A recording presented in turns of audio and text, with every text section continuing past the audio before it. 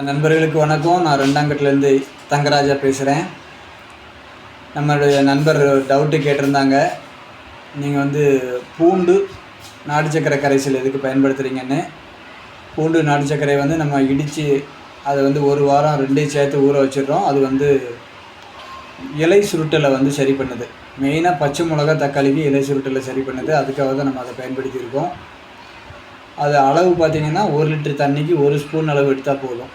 அதுதான் அதோட அளவு. அதை நல்லா ஸ்ப்ரே பண்ணலாம். நம்மளோட ஸ்ப்ரேயரில் போட்டுட்டு ஸ்ப்ரே பண்ணும்போது தயவு செஞ்சு ரொம்ப வலிகிற மாதிரி பண்ண வேண்டாம். அப்படியே மலைச்சாரல் மாதிரி நம்ம பண்ணும்போது அது அப்படியே அதோட சத்துக்கள் அதோட எஃபெக்ட் எல்லாமே இலையில நிற்கும். அப்போ தான் நமக்கு அது பிரயோஜனமாக இருக்கும். அதனால் தயவு செஞ்சு நிறைய அடித்து தண்ணி வழிய அடிக்க வேண்டாம் அப்படின்றது என்னோடய கருத்து. இது நம்ம அக்ரி இண்டஸ்ட்ரியிலே ஒருத்தர் நமக்கு அது மூலமாக ஒரு டாக்டரேட் வாங்கினவங்க சொன்னதை வச்சு தான் நான் உங்களுக்கு சொல்கிறேன். கண்டிப்பாக அந்த மாதிரி முயற்சி பண்ணுங்கள். நல்லாயிருக்கும். தேங்க்யூ. பாய்.